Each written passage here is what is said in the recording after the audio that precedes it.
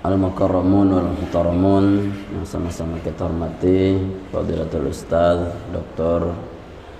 Haji Musannif yang dimuliakan Allah Subhanahu wa taala, Bapak-bapak peserta pelatihan salat yang dimuliakan Allah Subhanahu wa taala. Alhamdulillah wa syukurillah, bersyukur kehadirat Allah Subhanahu wa taala bahwa siang menjelang sore ini kita dapat hadir di tempat yang mulia ini dalam keadaan sehat walafiat. Semoga pertemuan ini membawa berkah dan ridha Allah buat kita sekalian, sehingga apa yang menjadi hajat kita dalam acara ini itu diijabah oleh Allah Subhanahu wa taala. Amin ya rabbal alamin. Salawat salam tak lupa kita sampaikan pada junjungan alam baginda Nabi besar Muhammad sallallahu alaihi wasallam yang telah menuntun kita menuju hidayah Allah Subhanahu wa taala. Hadirin jamaah yang dimuliakan Allah Subhanahu wa taala, saya dapat tema tentang dasar-dasar kita atau motivasi kita menjadi imam. Di dalam Islam, imam itu merupakan contoh atau teladan yang harus kita ikuti. Maka seorang pemimpin pun di dalam Islam itu disebut imam. Tasarruful imam ala ra'iyah manutum bil maslahah. Apapun kebijakan imam atas rakyatnya harus berpacu kepada kemaslahatan. Jadi arti imam itu bisa bermakna amama, di depan. Bisa imam itu artinya adalah yang ditiru, yang ditontoh. Nabi syaratkan wa muju'ilal imam illa liyutamma bih. Bahasa Nabi, tidaklah imam itu dijadikan depan kecuali untuk diikuti. Untuk diikuti. Ya. Kemudian imam itu pun menjadi center yang harus kita ikuti. Ya. Misalkan di dalam hadis pun tentang Jumat, Rasulullah menyampaikan dalam hadis yang sering kita baca, wal imamu yakhtubu faqad laghawt. Sementara imam artinya pimpinan kita sholat sekaligus membaca khotib sedang berkhutbah, maka sungguh sia-sia. Artinya ketika imam itu di depan, tugas kita mengikuti, mendengar, menjadikan dia contoh. Itu arti imam. Di depan, ditiru, dicontoh, diikuti. Itu arti imam. Maka orang-orang yang menjadi imam ini karena dia di depan, tidak boleh sembarangan imam. Ya, tidak boleh sembarangan imam. Harus betul-betul punya kriteria. Ya, bil khusus di dalam salat, dalam imam kepemimpinan itu beda lagi. Dalam kitab Syekh Al-Mawardi, ya, Imam Al-Mawardi dalam kitab Ahkamus Sultaniyah, dalam Al-Ahkam As-Sultaniyah, itu syarat imam jadi pemimpin bernegara, berkelompok, itu berbeda dengan imam dalam sholat. Kalau imam di dalam berkepemimpinan itu ada 5 syaratnya. Yang pertama kata Imam Al-Mawardi, yakni ilmun basit. Dia memiliki wawasan ilmu yang kecerdasan yang basit, yang luas. Ya. Kalau jadi pemimpin, presiden, jangan yang bodoh-bodoh. Ya. Ini untuk penang terus jari bos presiden kan tidak nyambung. Ilmun basit. Kemudian akhlakul karimah. Dia punya akhlak yang karim, yang mulia.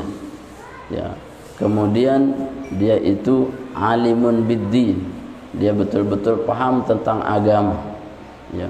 Kemudian yang keempat, pemimpin itu harus dia itu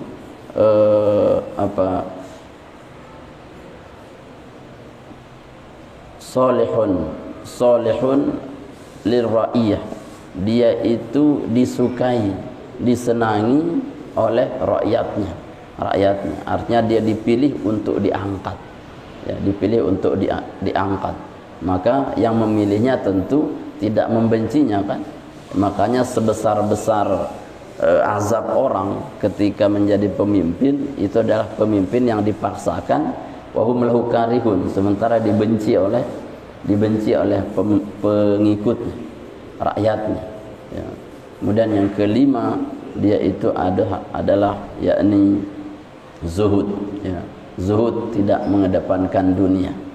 Itu dalam imamah, di dalam imamah kepemimpinan. Nah, sekarang kalau kita berbicara tentang imaman fi shalah, itu pun berbeda. Dalam kitab, makanya saya bawa di sini kitab Fiqhus Sunnah. Fiqhus Sunnah karya Said Sabiq, itu pertama dibahas tentang al-ahaqqu bil imamah. Siapa yang paling pantas menjadi imam dalam sholat? Paling pantas menjadi imam. Karena Rasulullah pun memilih, ya, sahabat-sahabat tidak sembarang menjadi imam.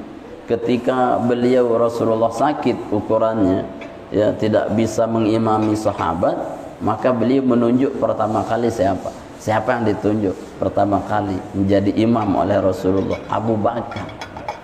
Abu Bakar, kenapa? Karena Abu Bakar khairun nas, sebaik-baik manusia. Sebaik-baik manusia, ya. Tapi ketika Aisyah itu protes, ya Rasulullah, dindik gama Abu Bakar ini kembali din tutu ayatnya laun. Kenapa? Wa ahlul buka, dia nangis sendiri. Abu Bakar baru bismillah nangis, ndak tutup salat kita nanti. Kalau begitu pindah pilihannya ke Umar. Nah, Umar ini kelas-kelasnya dipilih, ya. Maka di dalam hadis pun, nah, dijelaskan di situ siapa yang paling pantas untuk menjadi imam. Nah, di sini kita baca beberapa hadis. Al-ahaqqu bil imamah al-aqra' li kitabillah. Pertama, yang paling tepat, paling pantas untuk jadi imam adalah yang paling fasih bacaannya terhadap Al-Qur'an. Paling fasih, ya. Artinya selain dia fasih juga dia itu banyak hafalannya, ya. Banyak hafalannya dan fasih. Karena bisa jadi fasih juga tidak ada hafalannya, kulhu doang. Ya boleh saja, tapi lebih utama yang hafiz, ya. Ada hafiz juga ukurannya tidak fasih, dia tidak aula juga. Maka harus mengumpulkan dua-duanya, yakni al-aqra' li kitabillah, bermakna dia yang fasih dan dia yang banyak hafalannya. Fa in istawu fil qiraah fa'lamuhum bis sunnah. Kemudian bahasa Nabi, kalau keduanya sama dalam fasih dan hafalannya, fa'alahum bis sunnah. Yang kedua yang paling alim tentang sunnah. Yang paling alim tentang sunnah. Artinya dia yang paling faqih, ya. Faqih, bukan pekeh, ya. Kita bekeh kalau kita ini. Yang maksudnya faqih, ya. Pekeh, bukan bekeh, ya. Ya. Faqih artinya dia paling tahu tentang hukum. Kenapa? Karena nanti kesalahan-kesalahan imam itu ditanggung semuanya oleh imam. Makmum itu semuanya pertanggungjawabannya ada di imam, ya, ada di imam. Maka dia harus tahu bagaimana cara membawa makmumnya menjadi sah.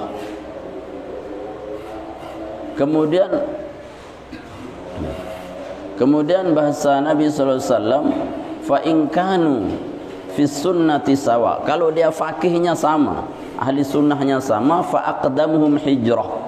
Maka orang yang paling awal hijrahnya di tempat itu, artinya dia yang punya tempat tinggal, artinya ahlul bilad yang punya tempat situ. Misalkan ada si A si B, sama-sama fasih, sama-sama ahlu sunnah, ya, maka yang lebih berhak di situ siapa yang lebih dulu tinggal di daerah itu.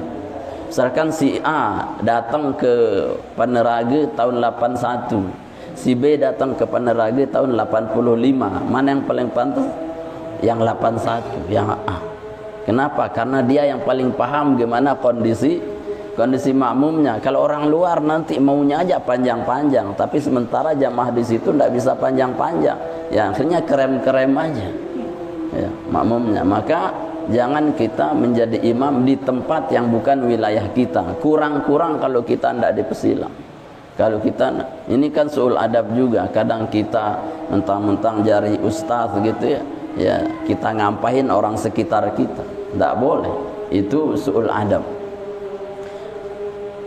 Fa in kanu fil hijrah sawa faqdumuhum sinnan. Kemudian kalau dia sama kedatangannya di ahlul bilad, sama-sama dia itu orang tempatan 8181 sama dia hadir di Paneraga ini, maka kata Nabi faqdumuhum sinnan, yang lebih tua. Nah, tua itu ternyata diletakkan di nomor 4 yang terakhir ya. Tapi kita kebalikan, kadang tuanya doang kalau kita, kadang ya ilmunya ndak ada, pekehnya ndak ada, ya hijrahnya ndak ada. Nah, kita kadang tuanya saja, padahal tua itu udah pilihan terakhir ya. Kalau memang fasihnya sama, sunnahnya sama, kemudian hijrahnya sama, yang didahulukan adalah yang lebih tua. Wala yu'amminur rajul. Kemudian Nabi melanjutkan, dan tidak boleh mengimami seseorang ar-rajul kepada seseorang lain fi sultani, di dalam kekuasaannya. Artinya seseorang tidak boleh menjadi imam di tanah tempat kekuasaan orang lain. Misalkan saya dengan Pak Ustaz Musonni ya, sama-sama fasih, sama-sama alim, sama-sama tua, sama-sama ya, sama-sama hijrahnya, maka siapa pokoknya yang lebih awal ada di sini, dialah yang berhak di sini ya. Apalagi kita punya kekuasaan tersendiri, raja ukurannya, menentukan siapa yang dia tunjuk jadi imam. Ya kan banyak kisah-kisah ulama-ulama ketika mereka disuruh untuk mengimami tidak mau. Kenapa? Karena memang wilayah seseorang itu menentukan imamahnya afdal atau tidak. Nah itu.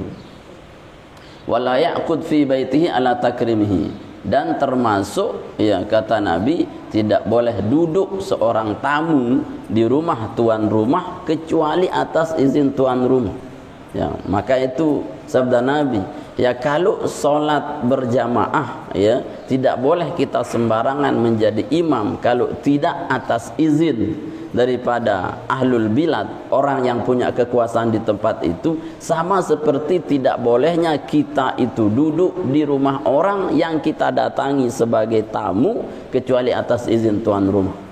Nah itu sul adab ya. Nah sul adab.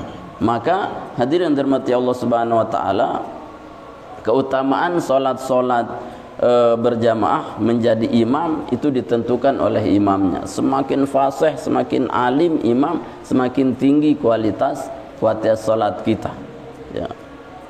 Imam Ghazali menyebutkan dalil Al-Quran, hal yastawil ladzina ya'lamun wal ladzina la ya'lamun. Tidak sama ibadahnya yang tahu dengan yang tidak tahu. Semakin alim imam, semakin fasih ya, maka semakin tinggi nilai solatnya. Semakin imamnya kurang alim, kurang fasih, makin rendah kualitas solatnya. Sehingga dalam ulama fikih, kalau kita ini alim bermakmum sama yang tidak alim, atau yang fasih ke tidak fasih, tidak sah berjamaahnya. Kenapa? Karena itu mengurangi nilai ya. Dia seharusnya nilainya alim, tapi dia turun karena imam yang dia ikuti tidak alim, kecuali memang dia itu tidak melihat imam. Kalau sekedar tanya sah atau tidaknya ya sah, tapi fadilahnya tidak dapat seperti dia diimami oleh orang-orang yang soleh. Termasuk kita disuruh untuk kan, kalau salat berjamaah ya, salat berjamaah itu Rasulullah mengatakan paling afdolnya di mana? 4 kriteria salat berjamaah yang paling afdol, yang harus Bapak Ibu cari. Yang pertama apa? Yang pertama dari sisi yakni absahuhum fil imamah, imamnya yang paling fasih. Jadi antara masjid A dengan B, misalkan yang B lebih fasih, maka lebih utama kita berjamaah ke B. Yang kedua, aktsaruhum jama'atan, yang paling banyak jamaahnya.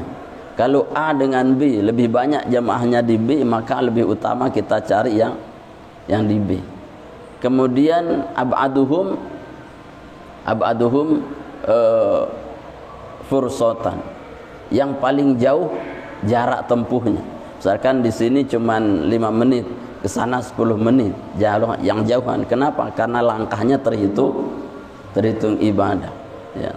Kemudian yang keempat, ukurannya yang paling aula kita cari berjamaah, ya, yakni askanahum, yang paling menenangkan, yang paling nyaman kita sholat di situ. Ya, misalkan di Islamic Center karpetnya empuk gitu kan, terus berasi, terus suara imamnya luar biasa, nyaman kita. Ya, ndak ada gerusak-gerusuk karena kode ndek nara. Lalu yang di sebelah misalkan baru kita sujud aja udah batuk kita, bau karpetnya misalkan ndak pernah dicuci. Ya, belum lagi jemaahnya itu ndak pernah mandi, ukuran bais sambun keleleh kan misalkan. Itu mengganggu. Ya, maka itu tidak aula untuk kita pilih untuk tempat kita berjamaah. Nah, sampai seperti itu cara kita memilih di mana tempat berjamaah yang aula. Kenapa disuruh memilih? Karena itu berhubungan dengan fadilah, berhubungan dengan keutamaan. Nah, berhubungan dengan keutamaan. Udah azan ya? Lanjut ya? Belum. Nah, kemudian kita lanjut ya. Man tasihhu imamatuhum. Siapa saja yang sah imamahnya, menjadi imam, ya. Ukurannya boleh menjadi imam menurut ulama jumhur. Tasihhu imamatus sabiyil mumayyiz, ya. Anak kecil yang sudah mumayyiz itu sah jadi imam, ya. Anak kecil yang sudah mumayyiz artinya sudah bisa membedakan baik dan buruk walaupun belum akil balik, tapi dia fasih. Nah, ini kan diamalkan dalam mazhab Ahmad bin Hambal. Kadang kalau di Timur Tengah, kadang anak-anak kecil pun dijadikan imam. Ini kan lihat YouTube itu sah. Yang penting apa? Suaranya indah, bacanya fasih. Ya, dia bisa menjadi imam. Ya. Kemudian wal a'ma, orang buta. Pokoknya dia itu kayak 4 kriteria itu tadi, ya. Alim, fasih, alim, ya, hijratan, kemudian sinnah, ya. Kemudian wal qaim bil qain, ya. Orang buta. Yang ketiga wal qaim bil qain, orang berdiri mengimami orang duduk, ya. Jadi imamnya berdiri, makmumnya duduk, ya, karena dia sakit misalkan, sudah jadi imam di SLB semuanya tidak normal, ya sahaja kita jadi imam, ya. Wal qaid bil qaim, dan menjadi imam duduk di hadapan orang yang berdiri, atau sebaliknya, ya, imamnya duduk, makmumnya berdiri, boleh. Misalkan, ya, Tuan Guru Turmuzi, ya, jadi imam di atas kursi roda, ya, ya afsah. Kenapa? Karena beliau fasih, karena beliau alim, ya, tidak melihat berdiri atau duduknya, alimnya, boleh, sah. Wal muftaridu bil muntafili, dan kemudian sah, ya, berjamaahnya jadi imamnya orang yang sholat fardu dengan orang yang sholat sunnah, ya, artinya dia ini, ya, menjadikan imam orang yang sholat sunnah dan dia sholat wajib, ya, maka dia boleh menjadi imam, ya, jadi imam. Atau sebaliknya, muntafil bil muftarib, orang yang sholat sunnah kebalikan, ya, menjadi imamnya orang yang sholat fardu. Yang sholat fardu itu mengimami orang yang sholat sunnah, ya, atau yang sholat sunnah mengimami sholat fardu. Artinya pokoknya dia sholat berjamaah, di situ ada imam, baik sunnah jamaah atau wajib jamaah. Kan kalau sunnah berjamaah hanya beberapa. Kalau sunnah berjamaah, ya, sholat taraweh misalkan, ya, dia boleh jadi imam. Yang di sholat fardu ada sholat sunnah. Wal mutawaddi bil mutayammum, kemudian boleh berimam kepada orang yang wudu dengan orang yang bertayamum. Artinya kelasnya beda, misalkan makmumnya tayamum, imamnya wudu, atau imamnya wudu, makmumnya tayamum, sama sebaliknya. Wal musafir bil muqim, dan sah imamnya orang musafir pada orang yang mukim, yang dari Saudi datang ke sini, pokoknya pasti itu tadi. Wal muqim bil musafir, dan orang yang mukim mengimami orang yang musafir, boleh. Wal mafdul bil fadil, orang yang utama dengan orang yang lebih utama. Artinya semakin utama orang itu jadi imam, maka dia menjadi imam atas orang yang utama, maka lebih utama. Taqdimul aham alal muhim, mendahulukan yang lebih penting ketimbang yang penting. Orang-orang penting itu jadi imam. Faqad shalla Umar bin Salmah biqaumihi walau minal umri 60 wa 70 sini. Sungguh salat Amr bin Salamah biqaumihi, mengimami kaumnya, walahu, dan Amr bin Salamah niki berusia situn atau sab'i sinin, yakni berusia berapa? 9 tahun. Siwak tahun dia sudah bisa mengimami. Kalau neke siwak tahun kelas berapa? SD ya. Itu bisa jadi imam di masa Amr bin Salamah ya. Wastakhlafa Rasulullah ibna Maktum alal Madinah marratain. Kemudian Rasulullah pernah digantikan salat oleh Ibnu Ummi Maktum, putranya Ummi Maktum. Ummi Maktum yang terkenal buta, yang tidak pernah kehilangan salat. Dia punya anak kecil, dia menyuruh Ummi Maktum, anaknya itu, untuk mengganti Nabi menjadi imam. Jadi bolehnya anak-anak menjadi imam. 2 kali malah. Wa huwa ama, sementara dia buta. Wa shalla Rasulullah khalfa Abi Bakar fi mardi, dan Rasulullah salat di belakang Abu Bakar di waktu sakitnya. Berarti Abu Bakar mengimami Rasulullah. Wa shalla fi baitihi jalisan, kemudian Rasulullah salat di rumahnya dalam keadaan duduk, sementara Abu Bakar berdiri. Artinya makmumnya duduk, imamnya berdiri, seperti yang tadi itu. Nah, kemudian jemaah dirahmati Allah Subhanahu wa taala, kita lanjut sedikit, yakni man la tasihhu imamatuhum, orang yang tidak sah imamnya. Siapa yang tidak sah menjadi imam? La tasihhu imamatu ma'dzurin li sahihin aw li ma'dzurin mubtaliin bi ghairi 'udhrihi inda jumhuril ulama. Tidak sah imam seseorang yang disebut dia itu ma'dzur, terhalang, ya, mubtaliin bi ghairi udhrihi, yang terhalang dan teruji tanpa ada keuzuran. Artinya pokoknya dia keluar dari uzur-uzur syar'i yang dimaksud itu, maka dia tidak sah imamnya. Misalkan dia ini tidak fasih, tidak alim, pokoknya kebalikan daripada itu, ya. Orang-orang yang ma'dzur, terhalang menjadi imam. Kenapa terhalang menjadi imam? Karena tidak ada syarat yang 4 tadi itu. Dia tidak fasih, dia tidak alim, dia tidak tua, dia tidak awalu hijratan. Semua tidak, maka secara otomatis dia tidak pantas, tidak sah menjadi imam. Tidak sah menjadi imam. Istihbabu imamul mar'ah lin nisa. Kemudian paling disunnahkan menjadi imamnya wanita adalah wanita. Jadi kalau perempuan berjamaah, silahkan berjamaah dengan wanitanya. Imam wanita dimakmumi laki-laki, tapi imam wanita tidak boleh makmum laki-laki. Kanggo dong main lawan ojan jari mudi terus terus imam nangis terus kan orang tak khusyuk ya.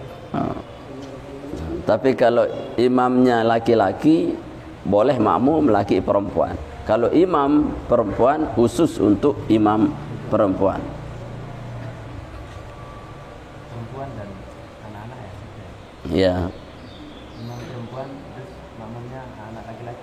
Imam perempuan makmumnya anak laki-laki kecil, ya, anak-anak kecil. Tetap itu tidak boleh, karena takdiban mengajarkan dalam Islam bahwa perempuan itu di belakang laki-laki. Tidak boleh dia itu, ya, di bawah umur tidak boleh, karena takdibnya lebih kepada pembelajaran bahwa laki-laki itu harus di depan ketimbang perempuan. Ar-rijal qawwamun 'alan nisa. Ya, itu harus dikedepankan. Imamatul rajul an-nisa faqat, dan bolehnya imam laki-laki terhadap wanita tok boleh. Ya, tapi wanita laki-laki mengimami wanita boleh, tapi wanita mengimami laki-laki walau satu anak kecil pun tidak boleh. Ya, kecuali sebagai pembelajaran misalkan ngajar ngaji di rumah, ya, itu sebagai pembelajaran saja, ya, tidak apa-apa. Sudah azan Ustaz? Atau lanjut sedikit? Oke, masuk. Hah? Di mana tadi? Kita lanjut sedikit ya. Karahatu imamatil fasik wal mubtadi. Kemudian makruhnya imamahnya orang menjadi imam yang fasik dan mubtadi dan ahlil bidah. Ahlil bidah itu bukan yang dia itu disebut-sebut seperti orang-orang mengatakan ahli bid'ah yang tidak diajarkan Nabi yang sahih. Tidak, ahli bid'ah bermakna yakni yang mereka betul-betul keluar daripada syariat dan tidak ada tuntunannya, termasuk dia melanggar syariat. Ruwayat Bukhari anna Ibnu Umar kana yusalli khalfal hujjan. Riwayatkan Imam Bukhari bahwa Ibnu Umar dia salat di belakang Ibnul Hujjaj ya. Wa riwayat Muslim anna Abu Sa'id Al-Khudri shalla khalfa Marwan salatal Aid wa shalla Ibnu Mas'ud khalfal Walid bin Uqbah bin Abi Mu'aid. Artinya bahwa tidak dianjurkan solat di belakang orang-orang yang fasik. Fasik ini orang yang terus melakukan dosa kecil atau orang yang selalu mendendam, memutuskan silaturahim. Itu namanya fasik. Ya, di Al-Qur'an 2 kali disebut ulaika humul fasiqun, ya, alladzina yanquduna ahdallah min ba'di mitsaqihi wa yaqta'un ma amarallahu bihi an yusalla wa yufsiduna fil ardh. Orang fasik itu pertama mereka melakukan maksiat, yang kedua orang fasik selalu memutus silaturahim, kemudian yang ketiga mereka itu selalu membatalkan janjinya dengan Allah. Artinya enggak, jarang sholat, jarang taat, ibadahnya kurang, tapi dia enggak mau tobat-tobat, itu enggak usah dijadikan imam. Dia fasik, mengentengkan dosa-dosa kecil. Mubtadi artinya orang yang selalu melanggar syariat, itu artinya ahli bid'ah yang mereka tidak sesuai dengan syariah ya, dan menentang syariah, sering menentang syariah. Dia tidak tahu hukumnya, kemudian dia tentang hukum dan dia tidak mau bersyariah. Tidak boleh dia jadi imam. Itu makruh dalam hukum fikih. Ya. Nah, kita sholat dulu, nanti kita lanjut sedikit. Wallahu a'lam bishawab. Pelatihan imam sholat yang dimuliakan Allah.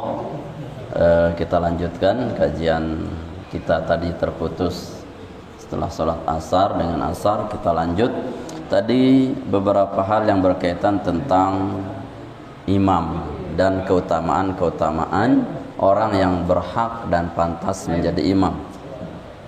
Selanjutnya kita lanjut dalam kitab, saya nukilkan sedikit-sedikit. Kemudian dari kitab Bidayatul Hidayah, kalau tadi pada Fiqhus Sunnah ya Said Sabiq. Kemudian mungkin kita nukil sedikit di dalam kitab Bidayatul Hidayah karya Imam Al-Ghazali. Di situ dibahas khusus adabul imamah wal qudwah.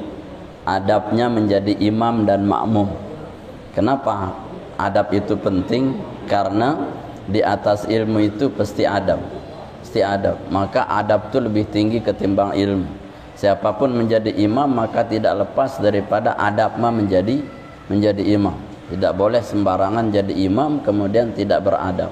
Rasulullah itu semua aktivitas beliau, dari wirid, zikir, ubudiyah beliau pasti di situ tentang adab-adab, caranya yang penting. Di antaranya yang bagi lil imam an yukhaffifas shalah. Ini ringkas-ringkas. Pertama, seharusnya imam itu adabnya an yukhaffifas sholata, yakni dia meringankan solatnya ya. Meringankan solatnya ay fi qiraatis surah, untuk bacaan-bacaan surat. Adabnya imam itu yang pertama, bagaimana makmum itu merasa ringan dalam solat. Ringan dalam arti apa? Tidak membaca panjang-panjang surat. Apalagi makmum yang notabene tidak biasa untuk satu juz misalkan. Ya kalau kita ngerekeng irik kita, tidak ngerekeng makmum, ya kita satu juz tapi makmumnya udah kabur duluan. Ya tinggal sebiji ngentong. Ya, kenapa? Karena imam itu harus meringankan. Di dalam hadis Nabi sallallahu alaihi wasallam pun bersabda, hadis sahih ya, beliau mengatakan idza ya'ummu ahadukum alqauma falyukhaffif. Siapa-siapa yang mengimami suatu kaum, adabnya yang pertama hendaklah ringankan salatnya. Ringankan bermakna yakni jangan terlalu panjang di dalam membaca ayat-ayat Al-Qur'annya ya. Jangan terlalu panjang. Kenapa kata Nabi fa inna fihim du'afa? Karena makmummu itu sebagian ada yang tua-tua, lemah-lemah. Ya lelah nenganjang laun ngereneng inain dengan borong na khusyuk paru nyempate pai. Bang apa imam tiunin kebian jerah ke sembahyang lete jemaah. Terus yang kedua wa inna fihim ya, dan di dalamnya juga ada as-sibyan, ada anak-anak ya, ada anak-anak yang butuh segera ingin bermain ya. Kemudian yang ketiga fihim dzul hajah, di dalam makmum itu ada orang punya banyak hajat. Arak si pedagang kecil, korak pedagang bakso, dagang es, pilus yang sembahyang dengan burung dan pedagang sin. Apa ya? Artinya jangan terlalu diperpanjang. Qala Anas bin Malik mengatakan ma shallaitu khalfa ahadin salatun akhafu wa la atamu min salati Rasulillah. Aku tidak pernah salat di belakang siapapun, bahasa Anas bin Malik, yang paling ringan salatnya tapi paling sempurna kecuali di belakang Rasulullah. Ya. Jadi Rasulullah itu sempurna dan ringan. Kita kira-kira begitu harusnya, ringan dan sempurna. Ringannya apa? Makmum itu nyaman, tidak ngerumun. Sempurna artinya tidak terlalu mengejar menghilangkan rukun-rukun. Kalau kita kadang ada yang ringkas tapi hilang tumakninahnya, nguyang saja. Ya, itu terlalu kecepatan. Ya, terlalu lambat juga jangan. Ya, artinya Rasulullah paling sempurna dan ringkas. Ya, ringkas, semaik-maiknya sudah. Kemudian diantaranya wala yukabbir ma lam yufarrighil muadzin minal iqamah ya. Dan kedua adabnya imam, dia tidak boleh memulai memasang takbir sebelum muadzin itu selesai dari qomat. Jadi tunggu dulu selesai qomat ya.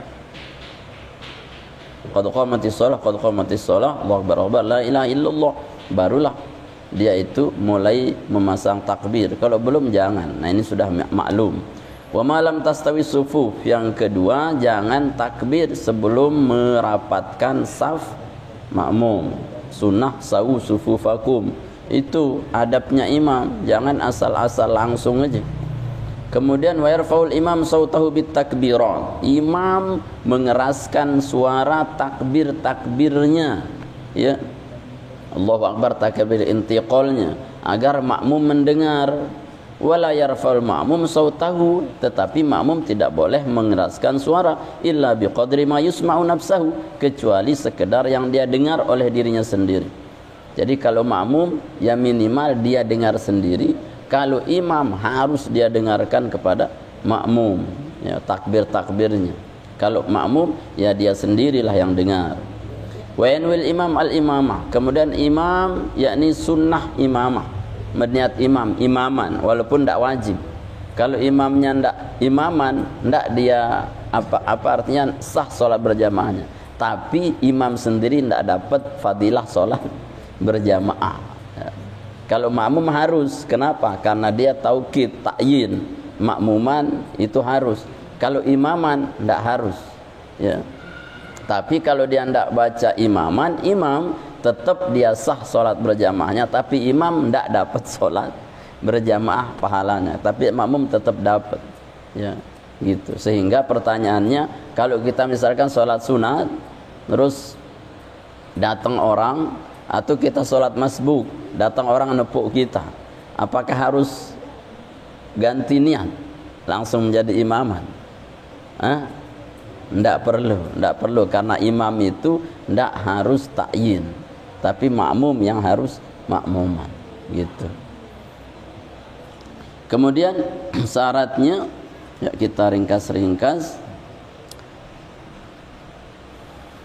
Wa yasurru bi du'ail istiftah wa ta'awudz kal munfarid. Kemudian dia membaca ringan, mensirkan bacaan doa iftitah ya. Doa iftitah artinya imam itu yang tidak baca kabirohnya besar-besar, wa ta'awudz, dan ta'awudznya tidak besar-besar ya, seperti sholat sendiri ya. Jadi ta'awudz itu kan sunnah, ta'awudz itu sunnah, auzubillahi minasyaitonir rajim, sebelum memulai bacaan Al-Fatihah ya, itu sunnah, tapi sunnahnya sir, tidak usah dikeraskan. Bismillah baru dijahr.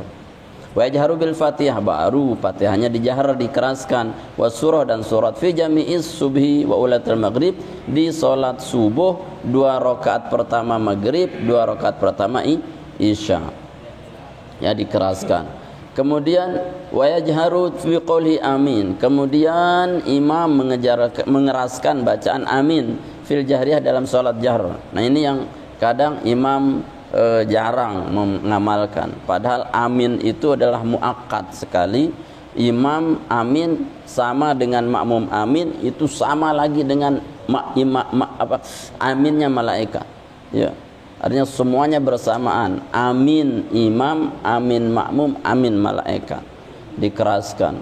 Kita kadang tidak ngamin, tidak afdol, ya, yang lain-lain aja kita khusyuk, ya, lagu ngamin deh, padahal amin itu afdol, Bapak.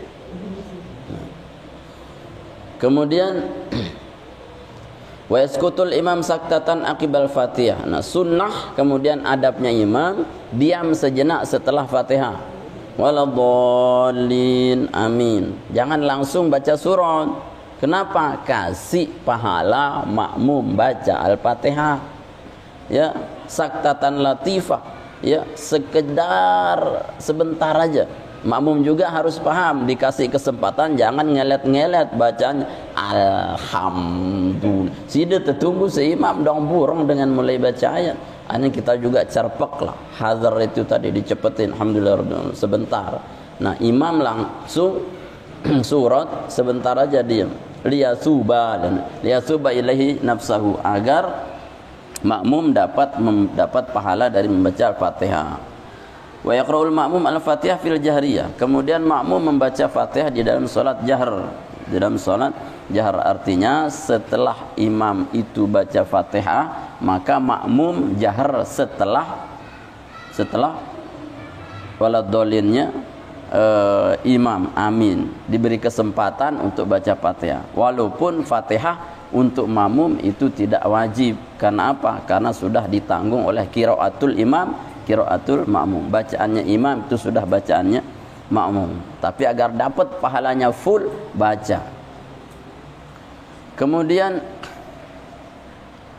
wala yaqra'ul ma'mum as-surah fil jahriyah. Kemudian makmum tidak boleh membaca surat dalam salat jahr. Artinya cukuplah imam yang baca surat, ya, suratnya. Makmum diam aja, cukup Fatihah saja yang wajib saja. Yang imam itu baru sunnah. Illa idza lam yasma' sautal imam, kecuali boleh dia baca surat sendiri kalau dia tidak dengar suara imam. Misalkan mati lampu, tidak kedengaran bacaan suratnya imam, maka sudah bacalah sendiri. Ya, kenapa? Karena kalau kita sepi diam, anggerumun lain-lain angan ambil suara, ya baca aja sendiri. Nah gitu.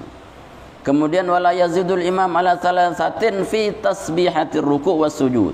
Wala yazidu fi tasyahhud awal ba'da qouli Allahumma shalli ala Muhammad. Kemudian cukup imam itu baca paling banyak dalam rukuk tasbih itu 3 kali aja.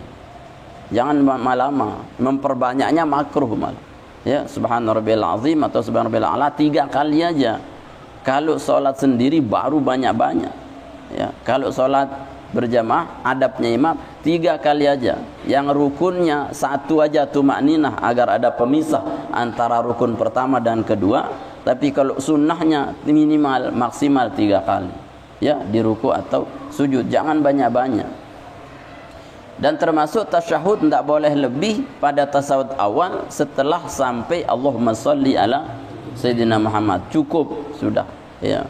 Di tasyahud awal jangan lebihin lagi, nanti di tahiyat akhir baru ada kama shallaita ala Sayyidina Ibrahimnya. Cukup di 2 rakaat yang pertama atau 2 rakaat yang sunnah di langsung tahiyat akhir, maka tetap dia itu sampai Allahumma shalli ala Sayyidina Muhammad saja yang 2 rakaatnya. Wala yatulu 'alal qaum wala yazidu du'ahu fi tasyahhud akhir, dan dia tidak memperpanjang atas makmum bacaan-bacaan tasbihnya dalam ruku dan sujud, dan tidak memperpanjang tasyahud dalam yang awal. Wa salatu ala Rasulillah SAW, dan di salawat akhir, tasyahud akhir cukup apa yang dicontohkan oleh Rasulullah, ya, yakni sampai dengan doa wa'udzubika min syarri masihid dajjal. Itulah sepaling panjangnya. Tapi yang paling ringkas sempurna sampai innaka hamidum majid. Lebih dari itu enggak boleh. Kemudian yang berikutnya wa yanwil imam kemudian berniat inda taslim assalamu alal qaum. Salam imam itu ketika salam pertama itu niat imam sunnah memberi salam terhadap makmum. Wa yanwil qaum sementara makmum itu berniat bitaslimihim dengan salamnya jawabu menjawab imam. Jadi ada soal jawab seolah-olah imam salam pertama assalamualaikum, ya kita salam pertama ya assalamualaikum juga, jangan waalaikumsalam. Assalamualaikum artinya maknanya kita niat aku jawab salamnya dia, imam memberi salam terhadap kita.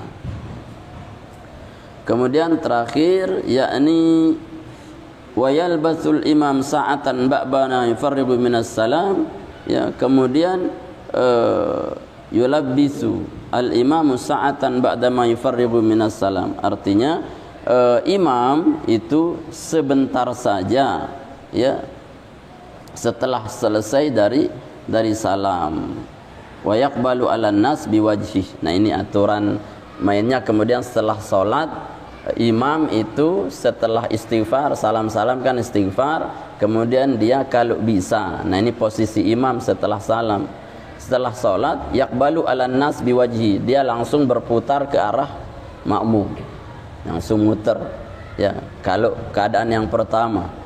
Kemudian wala yaltafit in kana khalfahu nisa, tetapi kalau makmumnya di belakang ada perempuan lebih afdol jangan muter, tetap lurus ke arah depan ya.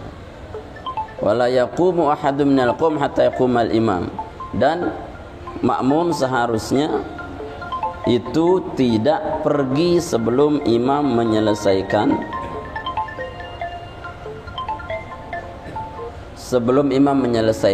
zikir dan doanya. Ini dalam ahlu sunnah wal jamaah itu adab juga kan, artinya makmum sangat tidak sopan meninggalkan imam sebelum imam selesai dari zikir dan doanya. Nah itu. Tapi kalaupun ada hajat ya silakan, tapi kalau tidak ada hajat sengaja, yaitu juga bagian daripada makruh, yakni su'ul adab. Wallahu a'lam bissawab wa ilaihi al-marji'ul ma'ab. Nah niki beberapa adab daripada kita berjamaah ya menjadi imam dan makmum. Mungkin ini yang dapat kami bahas sampaikan pada pertemuan ini. Mudah-mudahan ada manfaatnya, mudah-mudahan berkah, dan mudah-mudahan kita bisa amalkan dan manfaat buat kehidupan kita, khususnya dalam solat-solat kita. Al-Fatihah. Bismillahirrahmanirrahim.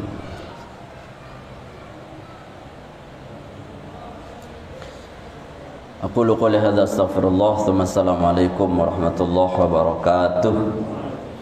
Nah, jawab sebentar nih. Ya sebentar. Ya, nanti ada kesempatan. Tuan Guru sebenarnya ada kepentingan lain, tapi dikasih kesempatan untuk dialog beberapa pertanyaan. Silakan. Sebelum yang lain, Tuan Guru yang ini mempertajam lagi mengenai sutra ini. Memang ada disebut tadi, cuman belum tahu persis ukurannya sutra itu, ukuran minimalnya gitu. Untuk kita. Halo, Assalamualaikum. Sudah gitu. Ya sebentar, ya. Itu. Ukuran sutra ini kita tadi sempat disebut, tapi kita belum tahu persis ukurannya seperti apa ya secara kan, ukuran minimalnya kan, ukuran minimal paling kecil ya, seperti apa. Yang lain belum ada ya. Nah, kemudian yang kedua Tuan Guru, kita kadang-kadang imam itu tadi disampaikan kan kalau jamaahnya ada perempuan, tapi kan perempuan ada biliknya kan, ada kelihatan perempuan. Nah, kita dianjurkan berbalik jamaah kan. Kemudian ketika berdoa kita menghadap kiblat lagi. Nah, seperti Nabi ini yang pasnya gitu.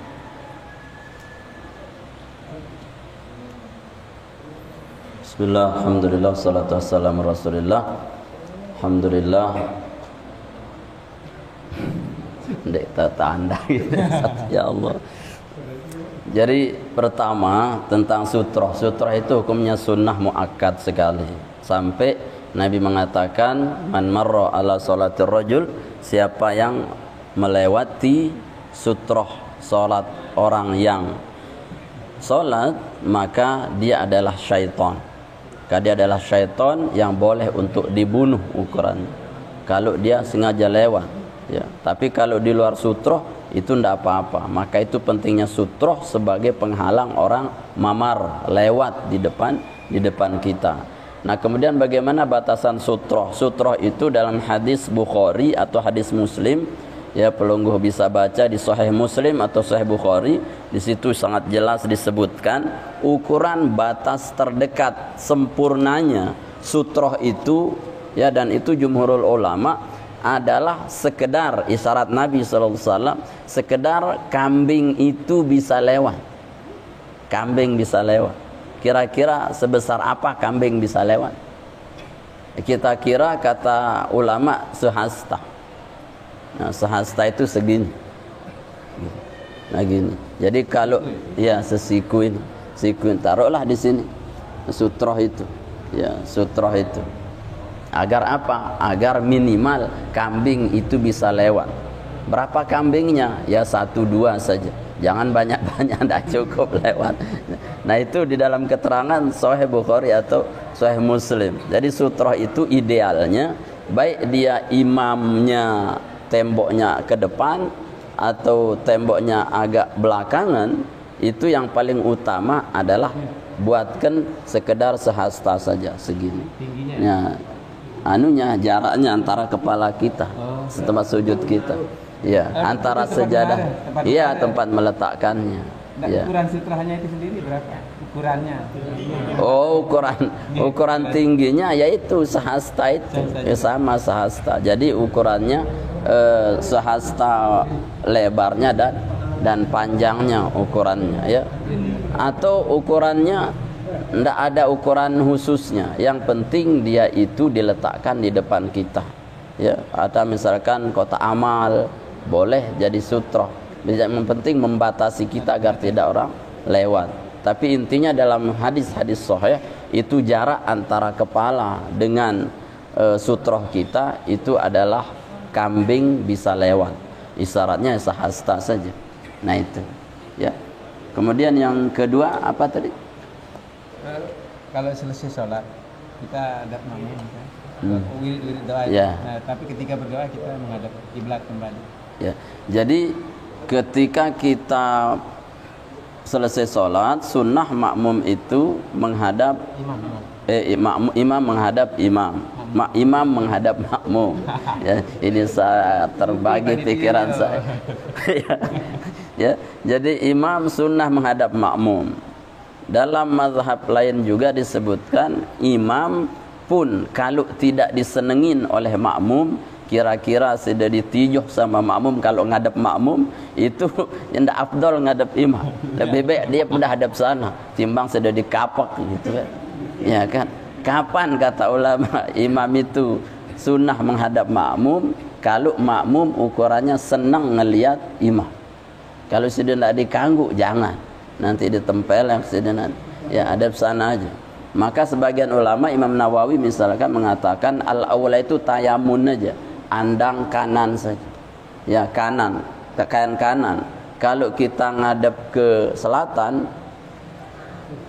kiri, ya, ke kiri utara. Ke utara kita sudah ngandangin kanan makmum, berarti bahu kita kanannya, termasuk arah kita juga ke kanan. Nah, niki aula, ya, tidak ke makmum, tidak ke depan, ambil pertengahan. Jadi sunnahnya sebenarnya 3 itu, ya, ke arah depan boleh, ke kanan boleh, menghadap makmum juga boleh. Tetapi yang aula paling utamanya adalah menghadap makmum. Ya, kemudian ketika berdoa kita itu menghadap kiblat. Kenapa menghadap kiblat? Karena poros ibadah itu ada di kiblat. Maka kita meminta kepada Allah itu dengan menghadap kiblat, ya. Jangan membelakangi kiblat. Ya, kalau membelakangi kiblat boleh-boleh saja, tapi kurang afdal. Yang afdal itu menghadap ke kiblat. Bukan berarti Allah itu ada di kiblat. Kata Sayyid Muhammad, kenapa kita kalau berdoa menghadapkan tangan kita ke atas? Kalau Allah di bumi seharusnya di begini aja. Ya, artinya bahwa kita menghadapkan tangan ke atas bukan berarti Allah di atas. Sama seperti kiblat.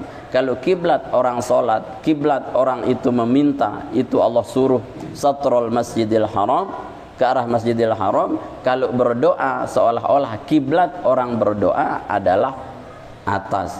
Kiblatnya doa ke atas, kiblatnya ibadah salat ke Ka'bah. Itu.